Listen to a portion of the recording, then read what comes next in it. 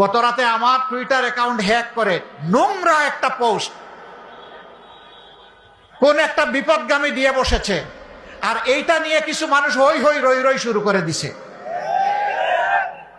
হ্যাঁ, আমরা ডাকাত ধরে ফেলেছি।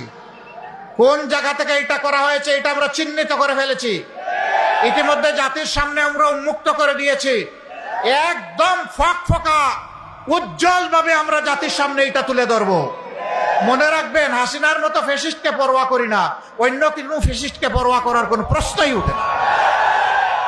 এই বাংলাদেশ তারাই গড়তে পারবে যারা চাঁদাবাজি করে না, মানুষকে কষ্ট দেয় না, মা বোনের কাপড় খুলে নেওয়ার হুঙ্কার দেয় না, যারা মা বোনের গায়ে হাত তুলে না, যারা মা বোনদেরকে নিজের মা হিসাবে সম্মান করতে জানে, তারাই পারবে আগামীর বাংলাদেশ গড়ে দিতে ইনশাআল্লাহ। আমরা 11টি দল আমরা ঘোষণা দিয়েছি, চাঁদা আমরা নিব না, চাঁদা আমরা কাউকে নিতেও দেব না। আমরা ঘোষণা দিয়েছি দুর্নীতি আমরা করব না, নিজের বগলের নিচে কোনো দুর্নীতিবাজকে আমরা প্রশ্রয় দেব না। আমরা ঘোষণা দিয়েছি ন্যায় বিচার সর্বত্র কায়েম হবে, এই ন্যায় বিচারে হস্তক্ষেপ করার দুঃসাহস কেউ দেখাতে পারবে না। আমরা ঘোষণা দিয়েছি 24-এর যে উত্থান হয়েছিল, যে উত্থানে সমস্ত আবর্জনা বেসে গিয়েছে, সেই 24-এর যে দাবি, সেই দাবি পূরণের জন্য আগামী নতুন বাংলাদেশ চাই।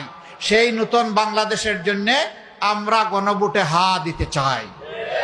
গণভোটে হা দেওয়ার মানে হলো ফ্যাসিবাদ আর ফিরে আসবে না।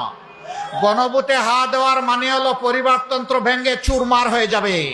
গণভোটে হা মানে হচ্ছে রাজনীতির আর কোনো জমিদারি চলবে না, রাজনীতি হবে জনগণের রাজনীতি।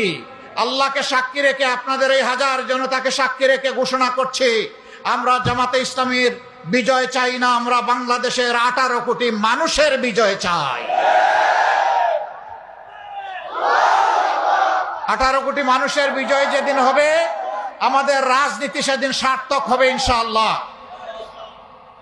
একদল লোক এখনই কি করছে আপনারা দেখতে পাচ্ছেন। এদের হাতে দেশের দায়িত্ব দিলে এই দেশের কোনো অস্তিত্ব এরা রাখবে না।